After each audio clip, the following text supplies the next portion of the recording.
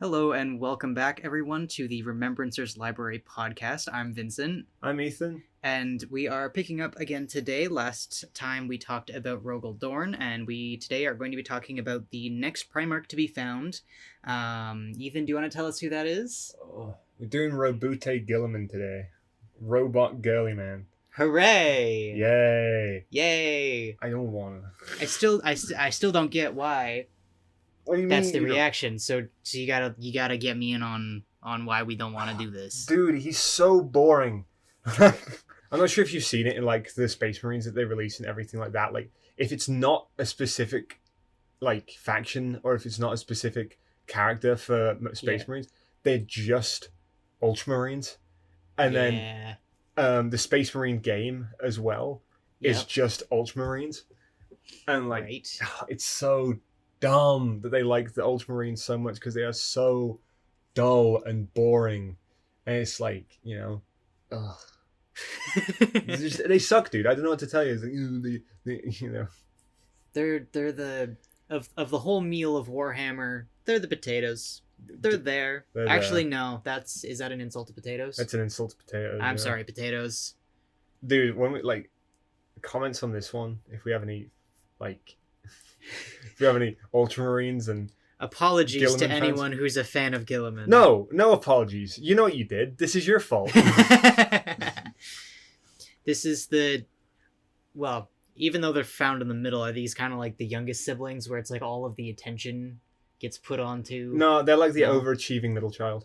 Oh, okay. Yeah. Not the forgotten middle child, but the overachiever. Yeah, well, it's like Roboute had a conversation with the Emperor, and the Emperor looked Roboute in the eyes, and he said, "You are nothing but a tool to me."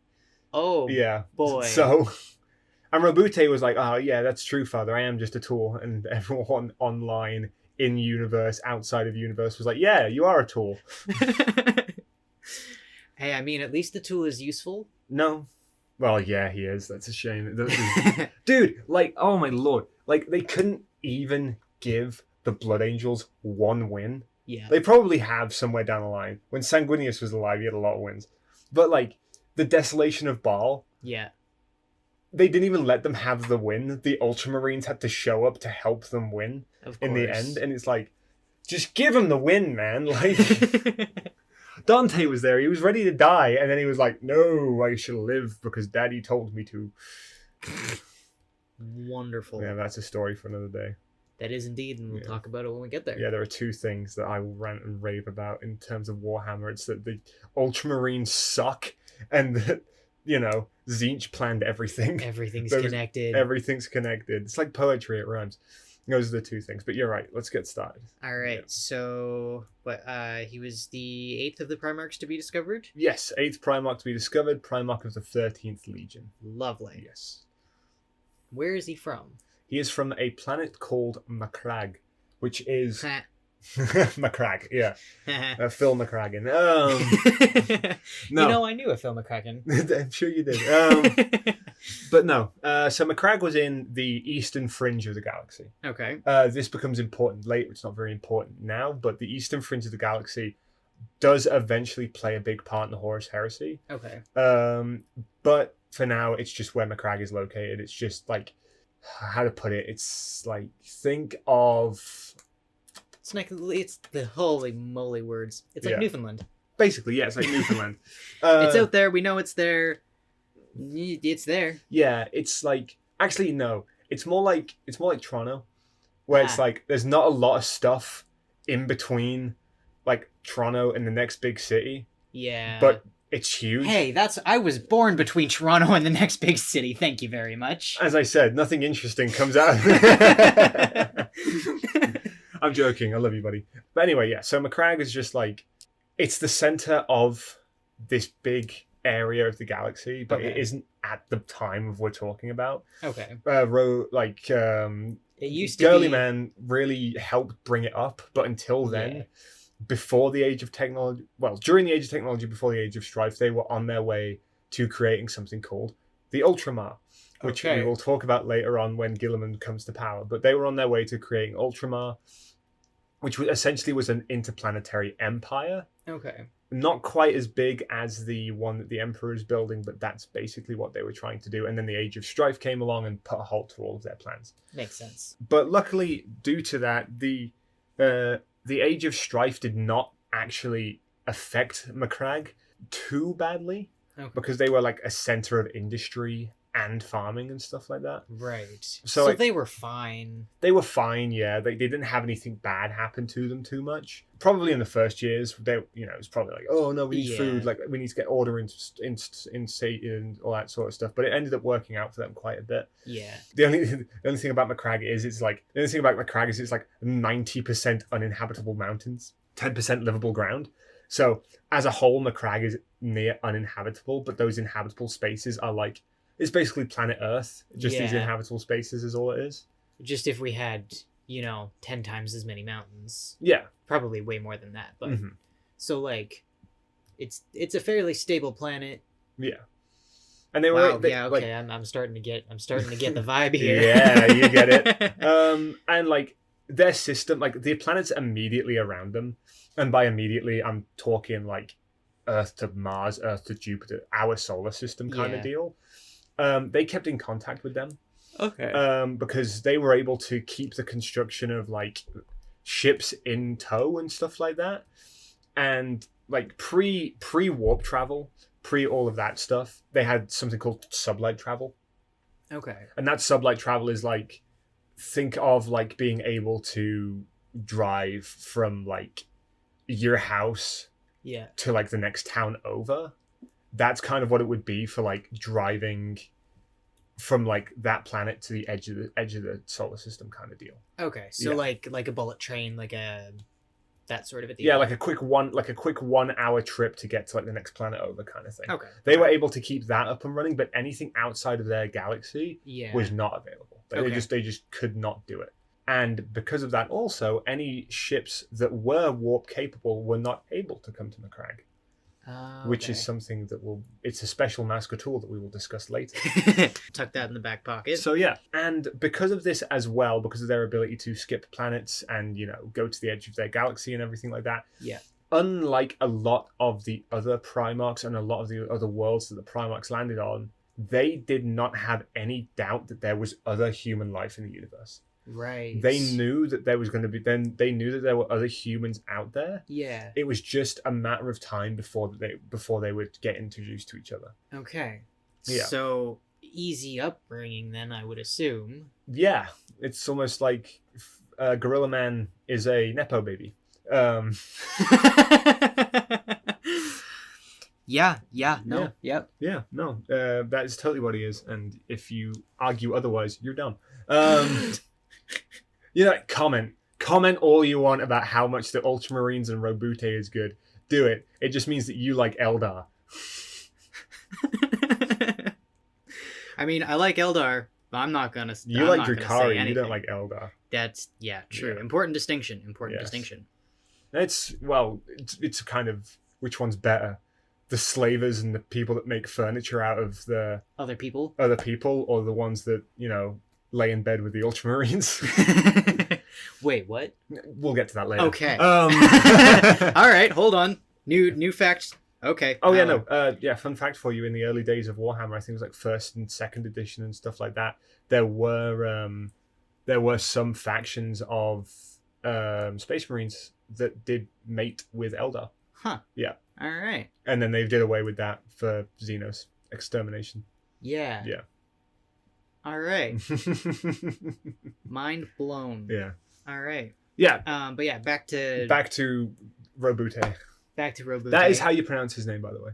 On the wiki, it says pronounce his name. It says Roboute in large exclamation letters, and it says Tay at the end. It's like, okay, Roboute Guilliman. As we said, Macragge, wicked, wonderful planet to live on. You'd want to live there in the current state of things. Easy life. Easy life and stuff like that. Well, not quite an easy life. Not quite. So there's got to be some level of messed up. Oh, this is Warhammer we're talking about. There is, and get ready because you're about to have your mind blown when we get there. All right. So Roboute's pod eventually would land in the forests outside of Macragge's main city. Okay. And it just so happens at that time that there was a hunting party with a whole bunch of the the magnates, the aristocracy of those people coming around. Right. So they go and they run. They find this pod and they're like, oh, this is human technology. Yeah. So they know immediately, like, oh, this isn't anything magical. This isn't any Xenos trickery or anything like that. This is something human. This is something human, and we need to get whoever's in there out of there quickly because they're quite clearly going to suffocate soon, kind of thing. Right. So they break open the pod, like right. they just bust it open. Right. They have no idea what's inside. They have no idea who's inside, what's inside, what it could be inside, and stuff like that. For all they know, this is the thing that's going to let them get out of their their system and move back into the stars. Right. So they are ecstatic to find out what the new technology of this pod is to them. I mean, fair enough. Yeah. So imagine their disappointment when they open it up and Guilliman's inside. There's a baby. There's a baby. No. Is this the beginning of Megamind? Not quite, because Megamind was fun and interesting and. Do we just want to skip this whole episode? Dude, if we could, I would. But he apparently, for some reason, he becomes really important later on. Yeah. I mean, we were ready to start on Magnus. We entirely forgot. Dude. It's almost as if he's really forgettable and only unique because Games Workshop likes him. Although I really do want to get his mini. He has a really cool mini. That's fair. He has this armor that's really baroque and got all of this sweet golden accoutrement on it. It looks awesome. Nice. And they just released Marnius Calgar again. So they break open the pod. That's where we are. They break open the pod and they find Roboute. Yeah. To even more emphasize how much they love him, Games Workshop, they say that he is a perfect and beautiful child. And that he is surrounded by a gold nimbus of energy. So he is just radiating golden energy from himself as he's being taken from this pod. Golden child, all right. Yeah. Ugh. And then, so Guilliman after this is taken to some of the consoles of Macragge Civitas, which is the main city of Macragge. It's their bustling hive city. Okay. And he is given to a man by the name of Conor Guilliman. All right. So that's where he gets his last name from. Makes sense. Conor adopts him, which is a common thing for the people of Macragge to do. Good They are. Oh yeah, that's the thing is say what you want about Guilliman and stuff like that. Macragge is actually a very good world to live on. Yeah. Even pre-Guilliman. Yeah. They have issues and stuff like that with societally and structure and stuff like that. But who doesn't? Who doesn't? But they're not. They're above throwing out a kid just because it's an orphan kind of thing. They're well, this kid needs a child, so it has to be me to take care of it kind of thing. So yeah, he gets adopted and he is given the name Roboute, and he becomes Roboute Guilliman. Now, does that name have any specific meaning by that point? No, it's just a name that he's given. He's just given that name. All right. Yeah, and so, like most of the Primarchs, he starts growing. He grows quickly, and he learns even quicker. Yeah, he is learning fast. By age 10, yeah, he is out-knowledged, outsmarted, outlearned all of the top and most learned men on Macragge. He is quite literally the smartest person on Macragge by age 10. Yeah. But also by age 10, he's the size of a 20-year-old man. Yeah, so, he's also a fully grown man. Yeah. But due to this and stuff like that, the people of Macragge, they noticed very quickly that there was something different about him. Yeah. They knew that he was special. They knew that he was probably something to keep an eye on and sort of stuff. I mean, he came down from the heavens in a magic... Well, not... They knew it wasn't magical. Yeah. But he came down from outer space and just appeared. That's going to be a special boy right there. Oh, yeah, no. And, he has his halo of energy as well. But, yeah. So, on top of this as well, being the smartest and wisest person on the planet, he was amazingly skilled in all forms of weaponry. Surprise, surprise. Surprise, surprise. It's almost like he was genetically engineered for that. Yeah, crazy, right? And he was knowledgeable in everything that was taught to him. He was a master in every topic. Yeah. Yeah. Smart man, smart boy. Yeah. Smart everything. Smart everything. Just a big smart boy. Nerd. Yes. One of the main things that he was praised for learning and becoming skilled in from the get-go was the art of war. Right. And the art of war was hailed as a science on Macragge. Like, they had warfare down to a science. Huh. Like, they knew every way to best storm a castle, storm a fortress, all that kind of thing. Had it down to a science. They would know how to, take down a warring army by splitting theirs into all kinds of stuff. Like, now, is that this whole planet, or is that just this city? everyone on the planet. Everyone on the planet. Everyone on the planet. Well, Not everybody on the planet. But Guilliman was quite clearly the best at warfare on the planet. right. That's just a simple fact. But like everybody on Macragge and stuff like that would study warfare. Right. They were a nation. They wouldn't study warfare to war against each other. Yeah. Well, the northern states would, but they wouldn't study warfare to war against each other. They would study warfare to become better warriors. Okay. Yeah. So it wasn't so that they could fight amongst each other because they knew that they were going to be stronger together. Yeah, basically. exactly. Okay. So by this point, and reaching the age of maturity that he was able to do so, which means he had to wait until he was either 16 to 18 before he could go and do it, he was allowed to take a small army to the northern area of Macragge. All right. And the reason that he had to do that is because Macragge, the northern part of it, was just constant warfare. Okay. Like, the northern states of Macragge were just in constant war, and it was just because it was a whole bunch of microstates. Think Europe and like the amount of countries in Europe there are. Yeah. Think that, but like constant non-stop war. So if Europe and the States had a love child Yes, in the grimdark future of the 41st millennium. Yes. Yeah. So that happens, and he goes up there, and he's fighting against these mercenaries. Just warring micro factions kind of things. Yeah. And he went up there and he just won. He just won. He went up there and he made the northern states submit to him, mainly by politic. Like he would be like, "Hey, here's my army. Yeah. You don't have a chance. Maybe just give up now." And the people would be like, "Okay, I'll give up." Sometimes by fighting. Yeah. You'd have to fight a couple of little battles here and there and stuff like that. But he did fairly quickly bring them into submission. Okay.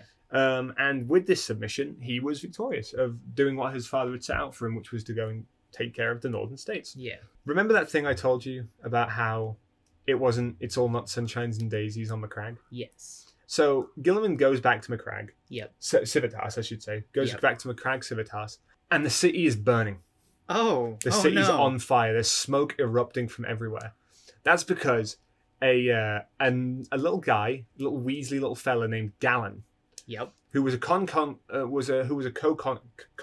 concubine, who was a co-consul to Guilliman's dad, to Conor, was like, this Conor guy, he kind of sucks. Like, he's making it so we have to give all of our money away to the people that need it. Ugh, like we have to make sure that the places that the people who work for us live are livable and inhabitable. Oh, that's disgusting. I have to pay people a living wage? Gross. That's awful. Why would I ever do that? What do you mean I have to have safety regulations in my factories and my industries? Oh, that's disgusting. Who would ever want that? So he doesn't want to pay the IRS. No, I could not think of a modern day example that could be anywhere close to this. Definitely not a little bit south from the country we're currently living in. No, like I could not see that happening anywhere in the real world. How about you, SA? Nah, I got nothing. Nope. Okie dokie. Anyway, back to that. So, Gallon, he had organised a coup. Right. And he was essentially like, if I take down this Conor guy and all of the people that support him, then me and the other old aristocrats of Macragge can live how we want to live. Yeah. Now, old aristocrats is the key word there. Right. Because there were new aristocrats, and they were basically magnates of industry. Okay. So basically, the old aristocrats were old money. Like, they came to Macragge rich, and they just stayed rich by having fingers in a lot of pies kind of thing. Right. But the industry magnates were like, well, we kind of can't live without the people who are working for us. Yeah. So we got to make sure that we take care of these people. Yeah. That's just a simple fact of it. So there was a massive divide in the Senate of Macragge Civitas. Yeah. And eventually it just led to a coup. So he gallant. He gets an army of his own, and he marches on the Senate building. And he is shooting it up, blasting it up, and all that sort of stuff. And this is literally right before Guilliman returns to the city. Yeah. Right before it. But not only that, he had organized a drunken mob. So essentially, he got a whole bunch of people that didn't like. He got a whole bunch of people into a pub, gave them a whole bunch of alcohol, got them sloshed, and then was like, "Go and do some damage." So they were burning, kicking, hitting, killing everything that got into their path, and they were just running around the city, just wrecking everything. So when Guilliman shows up, he is literally. Him and his army are wading through refugees from the city. Like people would be streaming out. Yeah, there were people streaming from the city, and he was getting bits and pieces of information. Right. So he had no idea what was going on. Yeah, he just like, spent all this time vanquishing for Papa. Yeah. Coming home, and it's a mess. Yeah, and he's asking people. He's like, "Hey, what's going on?" And people are like, "The Senate building's on fire." They're basically, and that's all he's getting. Yeah, it's like he's getting the insane ramblings of people that are worried, worried for their own safety. So he has no idea what's going on in the city. So then it goes on. He gets into the city and he's like, "Oh God, Daddy, no." Yeah. No. So he leaves his army. He goes, "You guys deal with the discourse that's happening in the city. Yeah. Anyone that's violent to you, put them down. Well, not put them down. Bring them into submission." Yeah. Because Guilliman is not a violent man when it comes to his own people. Right. Is what you would think. So he goes into the Senate building. He's running up to the Senate building, and he Doom Marines his way to the Senate building. Yeah. Like he is a one-man army going through this Senate building. He is taking down anyone that's getting in his way. Anybody that shoots at him, he's putting them down, not like killing them, kind of thing. Yeah. This is the angriest that Guilliman has ever been in his entire life. Unstoppable force. And we're talking, he wasn't this angry when he saw what the Imperium had become in the 41st millennium. So this was the angriest that he had ever been in his life. Dad's in trouble. His dad's in trouble because his family's in trouble. Yeah. There's actually a fun little thing. So he has a mom too. Okay. Yeah. She doesn't get talked about a lot during this time. He loves his family and his family loves him. Yeah. So much so that his mom gave a verbal beatdown on a space marine because they just assumed that he would be able to survive anything that came along to him. And she was like, "He is a man just like you, is he not? Does he he bleeds, he breathes, he eats, like all that kind of stuff." And was that before they found out that he was No, a Primarch? this was, or that's like this was one of his soldiers. This was post him becoming a Primarch and leaving Macragge and then coming back. This was with actual Astartes. So this woman is like, what's average height for a woman? About 5'5", 5'7". Yeah. So she's about like a 5'7" woman going up to a 7 foot tall Ultramarine and being like, "Hey, leave my son alone." Basically, yeah, being like, "Hey, have some more respect for your Primarch. He is not one man. He is all of you. It's his blood that runs through your veins." Oh my God. And like that kind of thing. This is your grandma. Yeah. This is your grandma stepping in and being like, "Be nice to my kid." Literally, it's like, "Be nice to your dad." "Okay, Grandma, I'm sorry, Grandma. I've got extra generational power on you. Yeah. Step down." That's the thing. Is like they could literally just go crunch with her head. They could crush her skull in their hands. Yeah. And they're just there like, "I'm sorry, ma'am, I didn't mean to do anything by it." Oh. That's how strong his connections are. And that's like, so imagine that. Imagine that connection that you're feeling with somebody. Yeah. Like that, like fatherly bond. He is literally like running through doors, like just barreling through doorways, and anyone who's there is like, oh shit, it's Guilliman, it's Roboute, and then they just like bang, like bullets to the chest kind of thing. Through the walls, just gone. And you got to remember that he is like 8 feet tall too. Exactly. Yeah. So he's barreling through this. It'd be like watching a giant run through your home. Yeah. It would be terrifying. So he's doing this, and like he's just soloing everything. Yeah. And by that point, he gets to the point where he finds them. And he finds his dad in what is essentially the bunkers underneath the Senate building. Okay. And his dad is in a bad way. Oh, like his dad has been, the assassination attempt was almost successful. Okay. Yeah. Not good. Not good, but not bad either because he survived. Yeah. And for 3 days after Guilliman finds him, his dad is there on the operating table. Yeah. And they're like, okay, like we're gonna get this surgery done. Okay, like we'll cut out part of his intestines, sew it back together, and that should do it. Okay, Conor, you're good. This surgery is finished. All right, so here's what we're gonna do. That's what he was doing. Like he would just like sit back up, give orders, and then pass back out again. And then pass back out again. Yeah, he would get up. He'd be like, okay, this is what you're gonna do. This is what you're gonna do. Send troops here. Send troops here. Send troops here. Yeah. I need to rest, and then go back down to rest for another surgery. So he was just constantly getting surgery. Dude was on the verge of death the entire time. Literally, he is like Winston Churchill times 2. Yeah. That is insane. It was nuts, and he was doing that for 3 days until he eventually, like, literally just couldn't do it anymore, and he had to die. Yeah. And that's not like oh, like we have to put him down kind of thing. He was like, I am too tired to live anymore. I cannot live anymore because I am too weak to do so. Yeah. So it's like at a certain point, if there's that amount of effort being put into keeping you alive, yeah. And the dude, like, he was not like, and like when I say he was not in a good shape kind of thing, and like replacing his like cutting down his intestines and stuff like that. Yeah. Like he was like literally close to death when they dragged him into that bunker and started doing surgeries on him.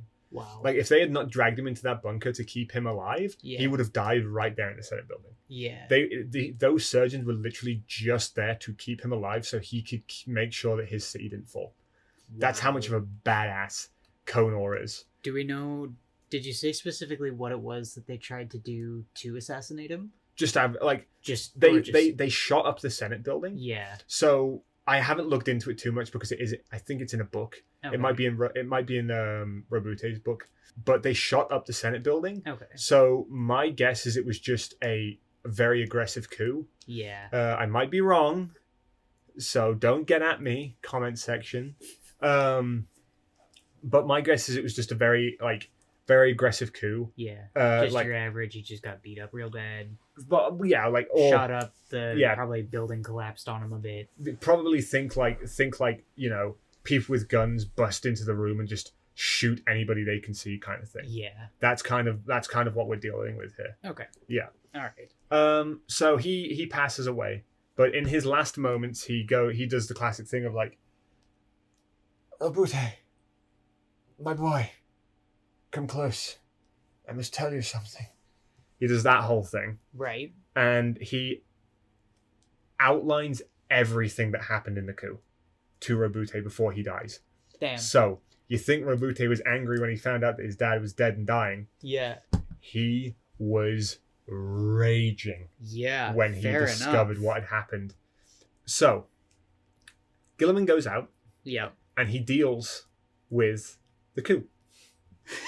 He deals with it. Uh-huh. He stops it from happening. No more coup. No more coup. I think it happened in like the space of a week. Oh my god. Yeah. So he takes everybody that was a part of the aristocracy that was against his father and stuff like that. Yep. And he has them publicly executed. Damn. Yeah. One by one. Not at the same time. He has them publicly executed one by one. Yeah. So everyone can see what happened, with Gallen being the first one to go. Yep.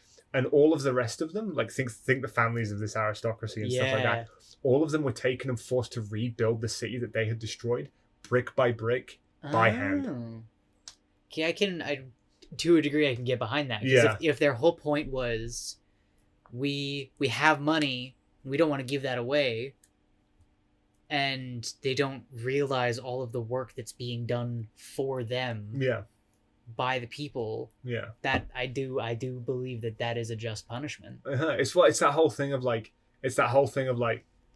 well, you need to appreciate the ground you stand on. Exactly. And that one of those things, and the hands that build it. Exactly. And one of those things that Conor was fighting for was to improve the living situation of the people in the city. Yeah. Now they are quite literally being forced to improve the living situations of the people in these cities. And not only that, Guilliman ensured that they would live through it. So he forced them to live. Yeah. Yes. And we're not talking like servitorization kind of thing here. No. We're talking they were conscious and they knew exactly what they were doing for the entire time that they were doing it. they were kept healthy so that they could continue to work. Mm-hmm. Yeah. So Guilliman was Wow. not happy. Yeah, no, fair enough. And he did all this, and everyone was like, "Oh, Guilliman, you're so great. Oh, Guilliman, you're so hot." Kind of thing. You should be our leader. You should be our leader. Surprise, surprise. Yeah. So Guilliman becomes the leader of Macragge, and he turns it into a meritocracy. All right. Which is, the best way to live. So he turns it into a meritocracy where basically, if you work hard enough, you'll be rewarded for it. Okay. And if you are noble and if you are honorable, then you get positions of power. Okay. But only if you show how honorable and noble you are. Yeah, you have to actually do something. Yes. You can't just sit there. Exactly. Cool. So that he even reorganized the economy. Okay. So basically, all the technology that was being hoarded away and kept by this aristocracy, was redistributed and like pushed out and everything like that. Yeah. So their armed forces, were just booming. Yeah. They were ready to go out and like do what they had done on Macragge. It's funny, you'd never expect if you actually like take care of your people are gonna want to do things to help the group. Dude, I know, and like, I hate the fact that we're getting like the best Primarch story from Roboute. Yeah. It's like, could you imagine if all of this was like behind Horus? Yeah. Or behind like Sanguinius? Yeah. Shit, if it was behind Magnus? Yeah. Like, it would be such more of a blow when those guys die. Yeah. But it got given to Roboute. And he's just your median dude, your average. Yeah. He's just right smack in the middle of it's like everything. It's like when the lion came back to life recently. Yeah. And he met Roboute for the first time. And he was like, "Why do you have our father's sword? You are not worthy of that sword." Yeah. And Guilliman is like, "Well, someone has to wield it." And it's like, yeah, your dad. Put it down. Put that down. Yeah. But then also, like, the lion met Dante for the first time, and he was like, "Why are you wearing my brother's face on your face?" What's that? Words. Holy smokes. I don't know where I was going with that. That's all good. Let's continue. Yes. So, we have to go back in time a little bit while we talk about the Emperor coming to Macragge. Okay. So, roughly 7 years before his rise, before Guilliman is today, the Emperor arrives in the system. Okay. So he's there, and he's before the coup. Well before the coup. And he ends up on a planet called Espandor. Okay. And Espandor is important because they still have communications with the Imperium post Age of Strife. So the Age of Strife ends. Yep. And the warp storms dissipate and stuff like that. Yep. And they retain some like rough communication with the Imperium of Man. Okay. So they're like, "Oh, great, the Imperium's still here, still alive," and stuff like that. Yeah. But they're on the edge of the system. Of course. So they're not getting it. So, and this is pre-Guilliman's like reorganization and stuff like that. So trips out to Espandor are not quite that common. Yeah. So they're like, "Oh, like we should tell somebody about this and sort of stuff." Yeah, but we can't do it until they come to our planet. It's like, "Oh, well, guess we're gonna have to wait." Oh, here's this big golden guy coming off this fleet of ships. So the Emperor comes there and he lands and he's like, "Tell me about your system." And they're like, "Well, there's this world called Macragge. Yeah. They have a god on Macragge." And he's like, "What do you mean a god?" And they're like, "This dude is insane. By 10 years old, he had learned everything." Yeah. And the Emperor was like, "My son. There he is. Yeah. We found another one. I sure hope he's not a loser. I sure hope he's not a tool. He better be a cool son. Yeah. I've had only If he wants approval from Papa, he's got to be. Yeah. I've had only hits with my previous sons. I mean, do you see that Rogal Dawn guy? Jeez. Yeah. So yeah, he comes in and he's like, "Well, I'm gonna go get my son." Yeah. Because no time like the present. I'm in the system. Might as well. He gets to Macragge. There's a warp storm around Macragge. No, not a warp storm. That's not what it is. It's something different. That was it. There were violent energies from the warp surrounding Macragge. Okay. So he could not go there. So the Remember, warp storms are gone, but Macragge, for some reason, is still surrounded by danger yeah, stuff. it's warp stuff. Yeah. It's almost as if someone out there wants Was Guilliman controlling it. to be at his full potential before he goes back out to the galaxy. Wow. Out, like it could be anything. Literally anyone. It could be anything, Zinch. It could be. It could be anyone, Zinch. Yeah. Anyone could be controlling these warps, Zinch. Dude, like, yeah. I'm not. No, I can't. Like, Every happens- episode. Well, I mean, if everything's connected, it's gonna be every episode. Dude, wait until we get to like Sanguinius and stuff like that. Yeah. Wait until we get to Zinch. Dude. That'll be a 3 or 4 hour episode special coming up. Yeah, and the 1 hour of it's going to be me explaining like Charlie Day why everything's connected. But anyway, I do expect to see a full like murder board by then. dude, I'll make you a murder board for Zinch. if you Red want me to make a string, movie. all the scattered papers. I do expect that by I that can point. do it. Lovely. So yeah.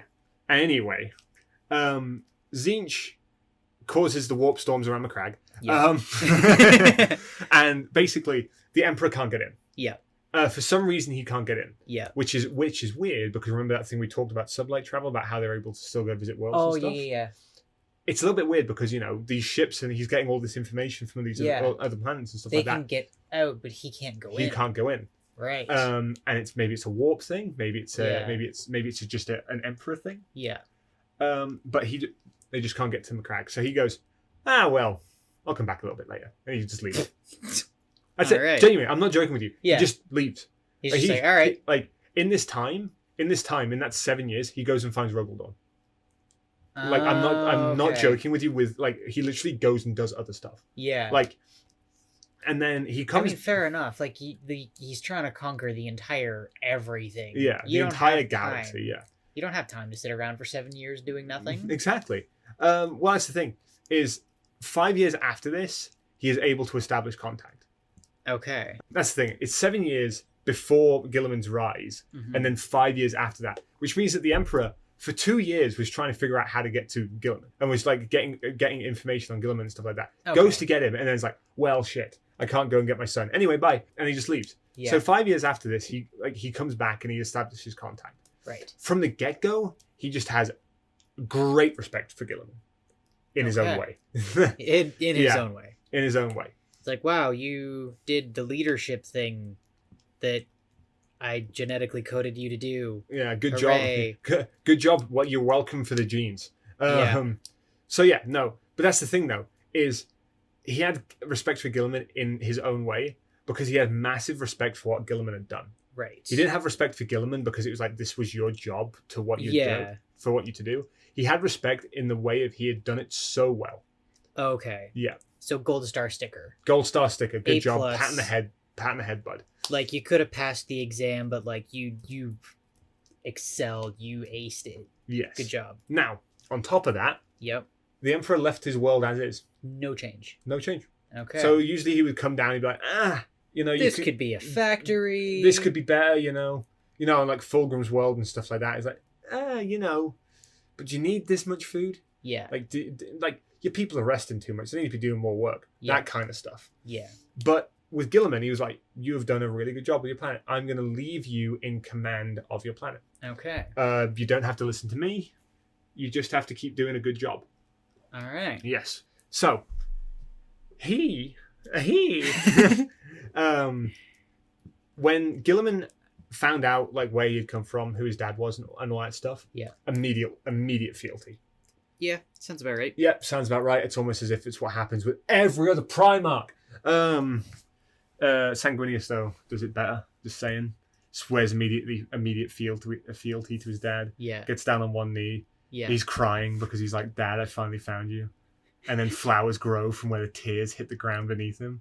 I'm just saying that's a lot cooler than, yeah, sure, I'll serve you, Dad. Hey, Dad. Yeah. Yeah. Let's do father and son stuff now, I guess. Yes. Sure. So, now, this is the one area that I have respect for Guilliman, Okay. is what we're going to talk about. So, he unites with his legion. Yep. And he immediately goes to his legion and he says, this is what we're going to do. Okay. This is how we're going to live. This is what you need to do. Okay. Because he sees an army as not just the people fighting in it, it's the supply chains, it's the supplies, it's the new recruits, all that stuff. Yeah. You can't have an army without any of that stuff. Yeah. So before expanding his legion, he's looking at the input and the output. Yes. He is literally just min-maxing his legion.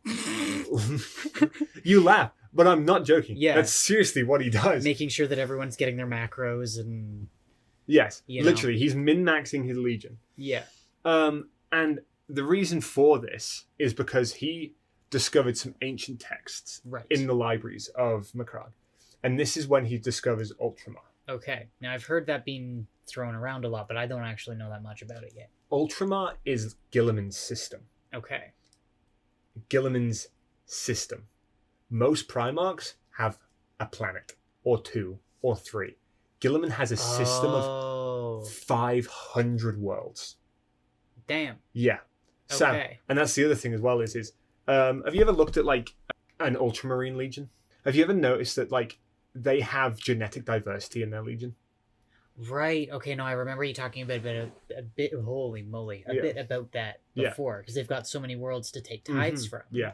Guilliman is one of the only legions that has genetic diversity in their Legion. Right. Like Rogal Dawn. Rogal Dawn has a little bit of that because of he can't take from his world. Yeah. And I think it's the same with Ferris, that there is like a little bit of genetic diversity in their legions. Yeah. Simply because, you know, they have to take from other worlds and stuff like that. Yeah. But Guilliman is literally the prime example of it. Yeah. Because he can. Yes. Or because that's what he has. It's not because he has to find alternative sources. Yes. So. Cool. All yeah. right. And so that's Ultramar is his whole system. Ultramar is his whole system. It's literally the eastern fringe of the galaxy. Okay. Remember when I was telling you about the eastern fringe of the galaxy? Yes. There are all 500 worlds in that area belong to Guilliman. Damn. Yeah. Okay. And his dad was just like, go for it. I love how you're doing it. Yeah. All that stuff. And that's, yeah. Now, what came first? Ultramarines or Space Marines? Chicken or the egg? Space Marines came first. Yeah, but they just so happened to be called Ultramar, which conveniently turns into Ultramarine. Yeah, the Ultramarines come from Ultramar. Yeah. Isn't it such a wonderful thing? Isn't it so intelligent and all that stuff? Yeah. Guilliman, you suck! So anyway, he shapes his legion with courage, discipline, inequality, with assessment, planning, and like precedent and stuff like that. All right. He is making his warriors as balanced as they can be, As all things should be. as all things should be. Yes, he wants his legion to be perfect in every way. Okay. Yes, remind you of somebody? Yes. The only difference is that sadly Guilliman succeeded in that fact. Yep. Fulgrim did not. Yep. So after seeing what Guilliman has built, how he's doing his legion and everything like that, Yep. the Emperor gives Guilliman his own crusade. Okay. He basically goes, the eastern fringe of the galaxy, where all your people are, I want you to bring all of this into compliance by yourself. Jeez. Yes. Now, the only time that this wouldn't happen is when Guilliman is like, when the Emperor's like, hey, I now have a special project for you. This requires a little bit more than a single legion of people, Yeah. and you're the only one available. And Go Guilliman help. would be like, okay, I'm going to come and I'm going to bring like a couple of people with me, and we'll be there. Because Okay. by the Horus Heresy, because Ultramar doesn't come into existence until about the Horus Heresy. Okay. By the Horus Heresy, he has 500 worlds in his system, and he has 250,000 Space Marines under his command. Holy. Remember crap. how we were talking about how like most legions would have like 10 to 20,000 Marines? Yeah. Guilliman has 250,000. Yeah. It's 500,000. Well, Is that a quarter of a million. Quarter of a million. Yeah. I can do math. Yeah. And if the Horus Heresy hadn't have happened and the legions were being split into chapters and everything, Yeah. it probably would have only grown from there. Yeah. Past this, the Emperor, starting his crusade, I missed something as well, and this is actually really important. Guilliman was given the latest designs of ships from Mars directly. Oh. Now, this is a great honor Yeah. because the Mechanicum does not part with technology Yeah. very easily. And he's given just like straight up plans to build ships, or he's given Just the given brand new them, ships. just giving them brand new ships. So he's got the brand new Range Rover on Daddy's credit card. Yeah. Shocker, right? Shocker. Driving around with Daddy's money. Yeah. Yeah. Yeah. Wow. Okay. Yeah. Cool. You know those limp dicks that drive around in like the big souped up like 4x4 trucks Yeah. like around town here. Yeah. They're not even farm trucks. They're not even farm trucks. It's exactly the same thing. Yeah. Yeah. Gilliman and his legion, a bunch of pavement princesses. Lovely. Yeah. Do they all have truck nuts on the back of their Yeah. ships? It's the same size as a regular pair too on the back of the ship. It's just underneath the booster. Every booster on the ship, this is a pair of truck nuts hanging down. Yeah, it's not about the size, it's about the quantity. It's about the quantity, yeah. Yeah. Oh, Oh boy. But okay. yeah. Anyway, where were we? Yes, so that's it. His crusade was constant and unstopping. Yeah. Like I said, the crusade part of Guilliman is the only thing that I respect. Yeah. Because he does it well. So he just brings in planet after planet, after planet, after planet, after planet into compliance. Yeah. And like he is doing it from like the most northern part of the eastern fringe to the most southern fringe to the most eastern fringe of his galaxy. Yeah. Literally, he is stopping at worlds, bringing them into the compliance, looking up into the night sky and seeing darkness. That's how far out into the galaxy he is going to bring planets into compliance. Yeah. He is doing it insanely well. Yeah. And he's just doing it. And they're being brought into Ultramar. Like, they're being brought into his little empire. Yeah. Literally, Ultramar is described as an empire within an empire. Okay. Like a little subsection. Exactly. And the only reason that Guilliman isn't getting the Magnus treatment for this is because he's so loyal. Not just because he was a psyker. Not just because he was a psyker, but because he is so loyal to the Emperor that the Emperor's like, yeah, no, this little nerd is not going to give up anything to anybody because he is my tool. Yeah. So yeah, he does that, and it's like, Jesus Christ, like, how is he getting away with this? Like his brother's like, how is he getting away with this? Yeah. How's he doing it? But he's just that loyal to his father. Yeah. So Ultramar is being brought around and stuff like that. And as we were talking about, what I was telling you before and stuff like that, by the time Horus becomes War Master, 500 worlds, 250,000 space marines. And I mean, if he can pick from that many worlds, he's got a lot of picking, so it makes sense to think about that and now, quick. With what we know about Horus, and what we now know about Guilliman, how do you think Horus feels towards Guilliman when the heresy comes around? Probably not too great. He sees him as a threat. Yeah. Especially after he becomes War Master. Not War Master, after he becomes corrupted by chaos. Oh, okay. After he becomes corrupted by chaos, he sees him as quite the threat. Because, like, in certain cases, you could see that little empire within the empire as, like, you know, a backup or something. Yes. But it's funny you should say that. It's not a back reference, but a future reference. Can I introduce you to a little thing called the Imperium Secundus? I was just reading about that earlier. Yeah. The Imperium Secundus, going quick, we'll explain it more when we go into the Horus Heresy and stuff like that. But so essentially, when the Horus Heresy comes around and stuff like that, it's a little bit weird what happens, because the Imperium Secundus is not around for a while. No. But the Imperium Secundus is also what the Imperium gets called when Guilliman comes back. Oh, okay. So, like, talking about, I mentioned Dante a few times in this episode and stuff like that. So there is two Imperiums, technically, in the 41st millennium. Okay. There is the Imperium Nihilus and there's the Imperium Secundus. Right. The Imperium Nihilus is essentially like, we're in Mad Max territory. Yeah. Kind of thing. Everything's free game. Yeah, and the Imperium Secundus is the part of the Imperium that is still in control. Okay. And that's what Guilliman leads. Okay. Now, there was a prototype to the Imperium Secundus. Yes. And that happened in the Horus Heresy.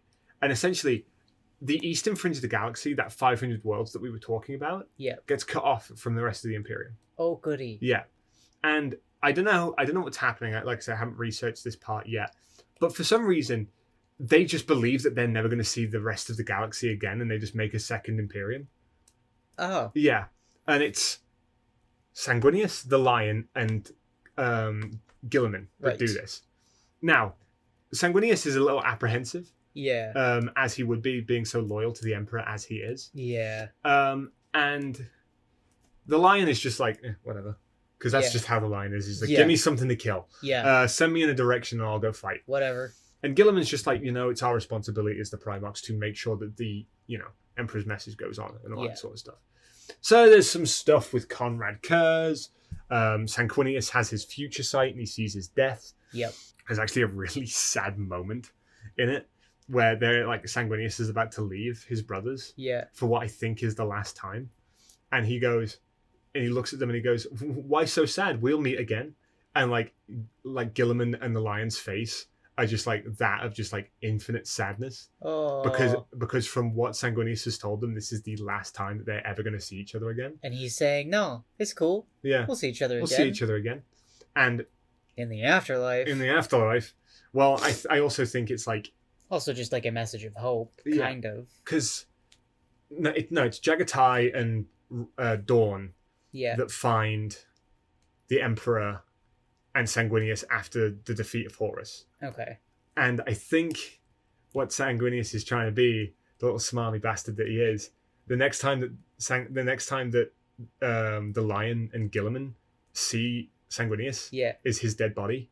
Oh, so he's not wrong. He's not wrong. He's not wrong.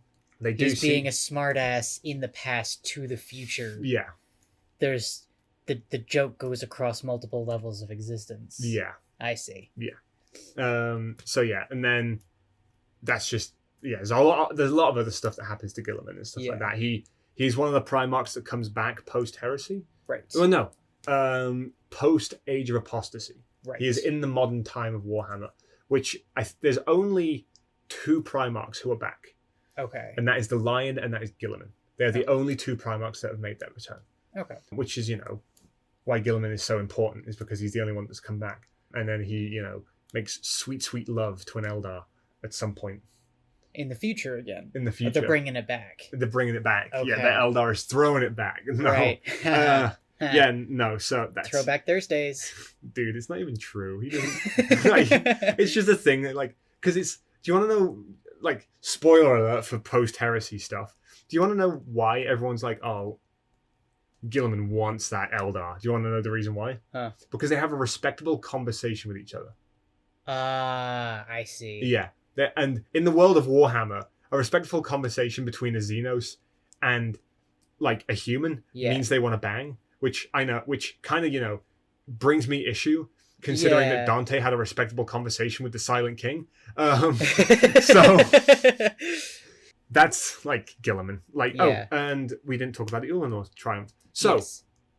Guilliman gave troops to the Ulanor crusade. Okay. I mean, he had troops to spare, mind Oh you. yeah. But he gave troops to the Ulanor crusade.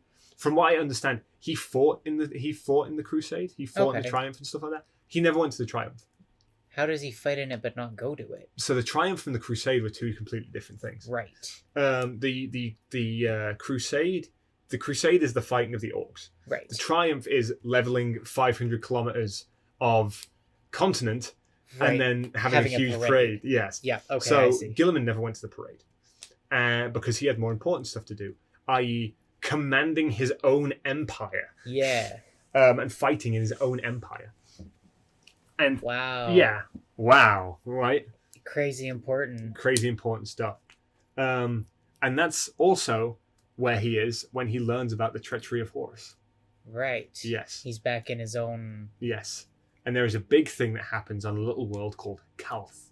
Okay. Now, have you seen anything about the Space Marine games? Space Marine 2 in particular? No. Okay, so there's a character in there that was a boy Okay. when Kalth is invaded. Okay. So, there is a little bit of an issue with this. Because unless they did it again, or unless he's getting it from stories, Right. this dude has to be one of the oldest Space Marines in the galaxy. Okay. Which can't be true, because Dante is the oldest Space Marine. Right. And that's not just a, Blood Angels, love Blood Angels, they're the best ones kind of thing. No, Dante is quite literally the oldest Space Marine in the galaxy, and he is 1,200 years old. Wow. Yeah. Yeah.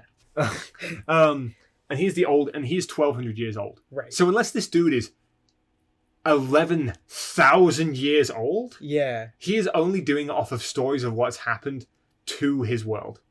Okay, so unless they did Calth again. Hang on, let me look it up. You go. You talk. Okay, well now I'm just trying to get that timeline straight. So there was a boy during this invasion, but then he was a character in the games. Yes. And the games happen well into like when does the Space Marine games take place? 41st millennium. 41st, and then when did the Calth stuff happen? Partway through the Horus Heresy. Okay, so a good like 10,000 years, or well, you just said 11,000. Yeah. He'd have to be 11,000 years old. Yes, Okay. exactly. So a little bit of a plot hole there, just an itsy bitsy Okay, one. so they just constantly getting. No, Wikipedia. I don't. There we go. Please, Wikipedia. Okay, show me the history. Pre-heresy, yeah, blah blah blah. The Horus Heresy, the Battle of Calth, yeah. Yep. The War of the Beast. Yep. High Feet Behemoth. Invasion of Ultramar. All right. Who's it invaded by? No, that's it. That'll be it. The Invasion of Ultramar. Okay. Invaded by Chaos Warbands. Okay. Forgive me. So yeah, no. A lot of stuff happens in Calth in particular. They also have a lot of stuff that happens during that sort of thing. Okay. But yeah, that's really all there is to say about Guilliman and stuff Okay. like that. Like, he is a very boring character. Yeah. Um, He's a tool for the plot to continue. I can't remember what the name of the book is, but it's everywhere. Yeah. It's like I can't remember, because it's the book that they go. It's the book that they. It's the book that they talk about all the time. Is it part of the Black Library? No. It's an No. actual in-game. It's an actual in-universe book, and it's the book that they all have to follow. Okay. Yeah, but he writes that. Okay. Yeah. So he's written the. He writes the rule book, Okay. and then you have the Black Templar who think it's just a bunch of bull. Yeah, I see. it's basically this is how Space Marines should act. Okay, so their code of conduct. Yeah, think a code of conduct kind of thing. Okay. Because there's that scene where they're about to. There's that scene in the Space Marine game where they're about to jump out of I think no. No, that's it. They're about to jump into like a whole bunch of chaos that's going on. Okay. The Codex Astartes. That's it. The Codex Astartes. Oh man. The Codex Astartes does not support this action. Is the worst words that you want to hear when you're playing Warhammer or when you're a Space Marine and all that kind of stuff. It's like, the Codex Astartes does not support this action. Shut up. No one cares. Like, Yep. That's it. So yeah.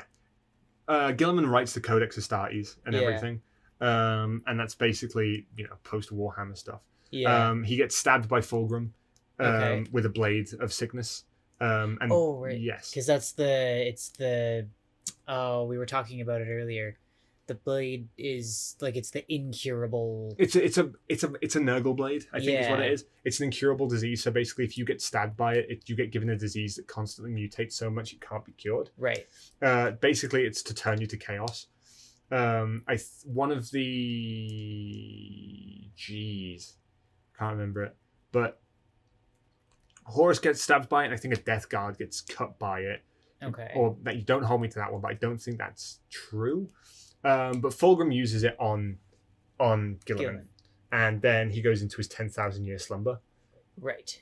Just a little nap. Yeah, and then he wakes up and the lion's pissed Fair because the enough. lion is old as sin. Yeah. Because he's just been napping. He hasn't been in stasis. The lion has not slept this night. No, the lion has been in a 10,000 year coma by the time he wakes up, Yeah. and he's just been aging the entire time. Oh no. And then he wakes up and Guilliman's there, and he's like, "Why are you so young? Yeah. Why are you still so young? Yeah, why are you still so young when I look so old?" Bastard. Yeah, but yeah, no, that's what happens with Guilliman. Yeah. Yeah. Okay. Yeah. Nice little package. Yeah, Tied It up neat and went a put lot off to the shelf. went a lot quicker than I thought it was going to, considering how much information there is and all the rambling we did earlier in the episode. Yeah. Yeah, No, all good. Yeah. So that is at the end of the episode then today. that's what we're gonna call it. Yeah. Alrighty. So thank you everybody for listening then to that very on track and cohesive episode Yeah. about Roboute Guilliman. Next time we are going to be talking about the Cyclops. Magnus the Red. Magnus the Magnus Red. did nothing wrong. That's correct. Magnus was told to do nothing, and Yeah. he did it wrong. Oh man, Yeah. no. But yeah, thank you for tuning in. Yeah. If you're watching on YouTube, please hop over to Spotify and give us a listen there. If you're listening on Spotify, please hop over to the YouTube and give us a listen there too. Yep. Hopefully soon we'll be starting to get more content pedaled out in terms of that sort of stuff, but it might be a little bit of a ways out. So just stay tuned. Keep listening to the podcast if you like it. Give us a like. Give us a comment. I'm sure that there's going to be a lot of Ultramarine fans if they do come into this. They're going to be commenting on this one. Yep. But hey-oh, what are you going to do? For legal purposes, all of this is a joke. No, it's not. No, it's it's all not. serious. I hate Guilliman. Like I said, his mini's cool. The guy sucks. He's boring. But yeah, no. Like I said, follow us on Spotify. Download us on Spotify. Subscribe on YouTube if you're listening there. And yeah, we'll see you next time. Yeah, see you next time. Bye!